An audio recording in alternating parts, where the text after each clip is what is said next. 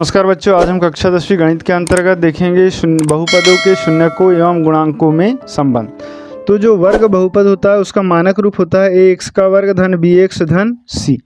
अब मान लेते हैं इसके दो शून्यक, ठीक है। मान लेते हैं हम क्या, दो शून्यक जो है वो कौन कौन से हैं, अल्फा व बीटा है, ठीक है। तो ये हो गए फ्रेंड्स दो शून्यक अल्फा और बीटा। अब इसके गुणांक, तो गुणांक जो है दो प्रकार के होते हैं। पहला होता है योगफल, ठीक है, शून्यकों का योगफल। तो शून्यकों का योगफल को हम लिखते हैं अल्फा प्लस बीटा, और इसका जो फार्मूला होगा ये होता है माइनस बी अपॉन ए, ठीक। और दूसरा होता है शून्यकों का गुणनफल। तो शून्यकों का गुणनफल अल्फा गुणित बीटा बराबर ही होता है सी अपॉन ए, और इन्हीं दोनों के बीच में हमको संबंध स्थापित करना है, ठीक है। एक उदाहरण लेकर हम इसको अल्फा प्लस बीटा को लेंगे और माइनस बी अपॉन ए लेकर आएंगे, ठीक है। उसी प्रकार अल्फा गुणित बीटा लेंगे और सी अपॉन ए लेकर आएंगे। तो अब देख लेते हैं एक हाथ सवाल। तो सवाल उदाहरण नंबर 2 देख लेते हैं। एक्स स्क्वायर धन 7x धन 10 के शून्यक ज्ञात कीजिए और शून्यकों तथा गुणांकों के बीच में संबंध की सत्यता की जांच कीजिए। तो देखिए सबसे पहले जो बहुपद दिया एक्स स्क्वायर धन 7x धन 10, इसके हम शून्यक निकालेंगे। तो यहाँ लिख लेंगे शून्यक मान के लिए, शून्यक मान के लिए जो बहुपद होता है px, इस पूरे बहुपद को 0 के बराबर रखना पड़ता है, ठीक है। तो हम रख दिए px बराबर 0। अब ये लिख देंगे px का मान एक्स स्क्वायर प्लस 7x धन 10 बराबर 0। अब देखिए ये 10 का गुणा यहाँ के 1 से करेंगे तो 10 का 10, कितना आया, धन 10, ठीक है। अब इसके गुणनखंड तोड़ दीजिए तो 5 गुणित 2, 5 दूनी 10 होगा, ठीक है। या फिर 10 गुणित 1, 10 का 10 होगा।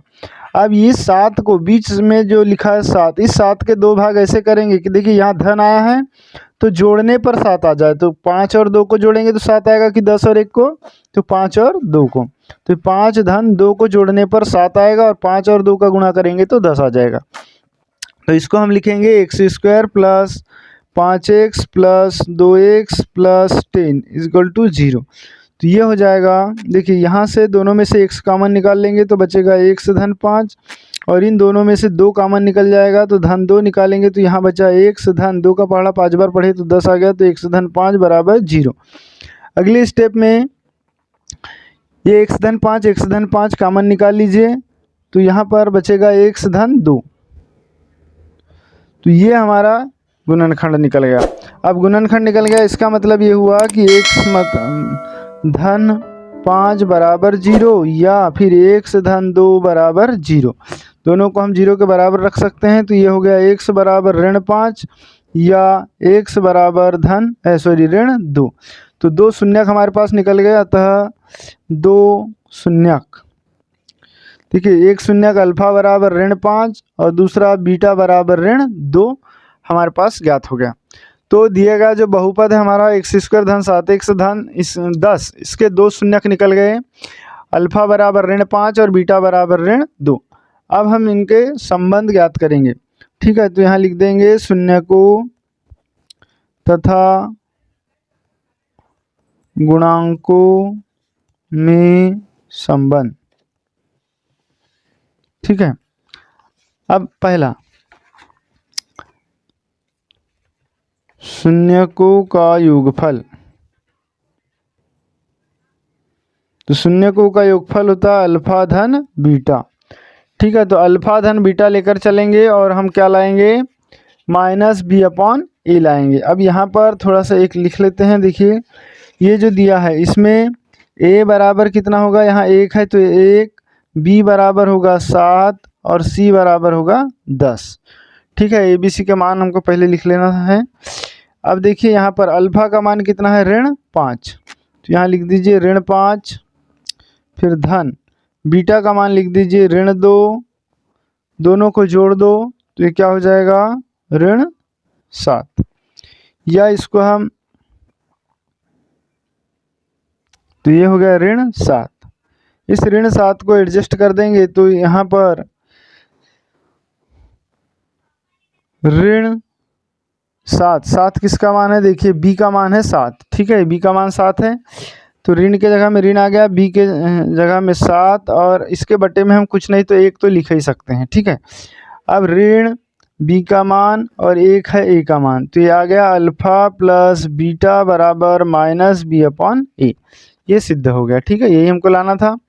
दूसरा है शून्यकों का गुणनफल, शून्यकों का गुणनफल, ठीक, तो C up into alpha into beta, तो हमको अल्फ़ा इंटू बीटा बराबर सी अपॉन ए लाना है, ठीक है। तो देखिए अल्फ़ा गुणित बीटा कर देंगे तो ऋण 5 गुणित ऋण 2 कर देंगे, तो ऋण 5 गुणित ऋण 2, ठीक है, ऋण का गुना ऋण में हुआ तो धन 5 दूनी 10, ये 10 आ गया, 10 को हम लिख सकते हैं 10/1। अब 10/1 लिखे तो देखिए 10 किसका मान है और 1 किसका मान है, यहाँ पर हम देख लेते हैं, देखिए ये 10 सी का मान है और 1 का मान 1 है, तो यहाँ पर आ जाएगा ये सी अपॉन ए और अल्फ़ा गुणित बीटा, यही हमको लाना था संबंध कि अल्फ़ा गुणित बीटा बराबर सी अपॉन ए और अल्फ़ा प्लस बीटा बराबर माइनस बी अपॉन ए, ठीक है फ्रेंड। तो इस तरीके से आपको ये सिद्ध करना है। तो ये पहला सवाल आपका उदाहरण कंप्लीट होता है। अब देखते हैं नेक्स्ट क्वेश्चन। प्रश्नावली 2.2, यहाँ पर लिखा है कि द्विघात बहुपद के शून्य ज्ञात कीजिए और शून्यकों तथा गुणांकों के बीच संबंध की सत्यता की जांच कीजिए। हम पहला सवाल ले लेते हैं, x² - 2x - 8, ठीक है फ्रेंड्स। वीडियो अच्छा लगे तो प्लीज़ इसे लाइक कर दे, चैनल को सब्सक्राइब करें और अपने दोस्तों को जरूर शेयर कर दे। अब देखिए बहुपद px बराबर दिया x² - 2x - 8। यहाँ पर यदि मानक वर्ग बहुपद से तुलना करें तो a बराबर कितना हो जाएगा, यहाँ कुछ नहीं मतलब 1 है, यहाँ 1 रहता है, 1 को लिखा नहीं जाता, ठीक है। b बराबर कितना है, -2 है, और c बराबर कितना है, -8, ठीक है। a b c के मान निकालिए। इसके बाद हम लिखेंगे शून्यक मान ज्ञात करना है, तो शून्यक मान के लिए जो पूरा बहुपद होता है उस पूरे बहुपद को शून्य के बराबर रखना है। तो बहुपद है हमारा x² - 2x - 8 = 0। अब देखिए x², यहाँ पर इस -8 का गुना यहाँ के 1 से करेंगे, ठीक है। तो -8 गुणित 1 बराबर हो गया ऋण 8। इस ऋण 8 के हम गुणांक तोड़ लीजिए, तो ये हो जाएगा 4 गुणित 2, ठीक है, या 8 गुणित 1, 8 के गुणांक तोड़ लिए। अब इस ऋण चिन्ह को हम अपने हिसाब से लगा देंगे बाद में। अब देखिए ऋण 2 को ऐसा तोड़ो कि इन दोनों में से कोई भी युग्म में से घटाने पर हमारे पास ऋण 2 बचे, क्योंकि ऋण चिन्ह है तो घटाने पर। तो देखिए 4 में से 2 घटाएंगे तो ऋण 2 बचेगा। जब ऋण 2 बचेगा तो बड़ी संख्या के सामने ऋण लिखेंगे और छोटी संख्या के सामने धन लिखेंगे। तो ये इस तरीके से टूटेगा, x² -4x धन 2x ऋण 8 बराबर 0। देखिए ऋण 4x में से 2x गया तो बच गया ऋण 2x, ठीक है। अब इन दोनों में से कॉमन निकाल देंगे x, तो यहाँ पर बच जाएगा x ऋण 4 और ये धन यहाँ से दोनों में से निकलेगा 2, तो x ऋण 4 बराबर 0। ये हो जाएगा x ऋण 4 गुणित x धन 2 बराबर 0। तो ये x ऋण 4 बराबर 0 या फिर x धन 2 बराबर 0। तो ये x बराबर आ जाएगा 4 या फिर x बराबर आ जाएगा ऋण 2। तो हमारे पास 2 शून्यक निकल गए, 2 शून्यक कौन कौन से हो गए, अल्फ़ा बराबर हो गया धन 4 और बीटा बराबर हो गया ऋण 2, ठीक है। इस तरीके से 2 शून्यक निकल गए।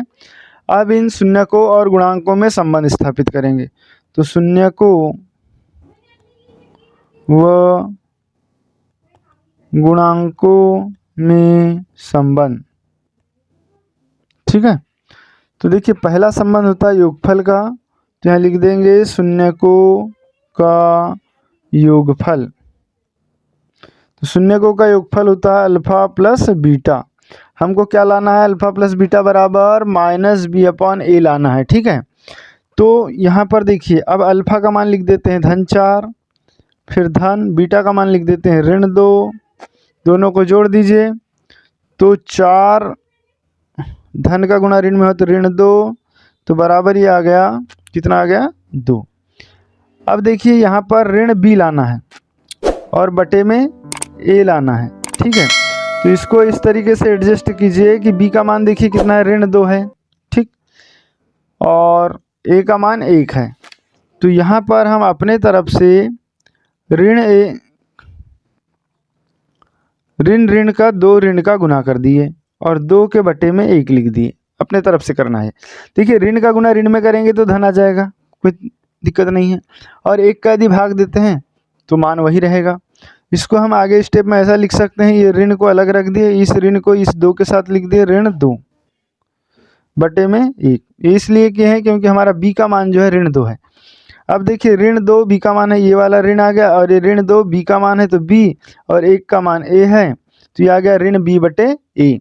तो अल्फा प्लस बीटा बराबर आ गया ऋण बी अपॉन ए, ठीक है। दूसरा जो है शून्यकों का गुणनफल, तो ये होता है अल्फा गुणित बीटा। तो अल्फा का मान कितना है 4 और बीटा का मान ऋण 2, तो 4 गुणित ऋण 2, ये कितना हो गया 4 दूनी 8 ऋण 8, और इसको हम ऐसा लिख सकते हैं ऋण 8 बटे 1, क्योंकि 1 का भाग देने में कोई दिक्कत नहीं है। अब देखिए ऋण 8 किसका मान है, ऋण 8 जो है सी का मान है, ठीक है, और ए का मान 1 है। तो यहाँ पर ऋण 8 के जगह में लिख देंगे सी और 1 के जगह में लिख देंगे ए। तो अल्फा गुणित बीटा बराबर हो गया सी अपॉन ए, राइट। तो वीडियो यदि अच्छा लगा हो तो प्लीज़ इसे लाइक कर दे, चैनल को सब्सक्राइब करें और बेल आइकन घंटी को जरूर प्रेस कर दे। और इसके पहली प्रश्नावली के सवाल और अध्याय 1 के सवाल या इसके आगे के सवाल देखना चाहते हैं तो उसका लिंक आपको डिस्क्रिप्शन में मिल जाएगा, वहाँ से आप देख सकते हैं।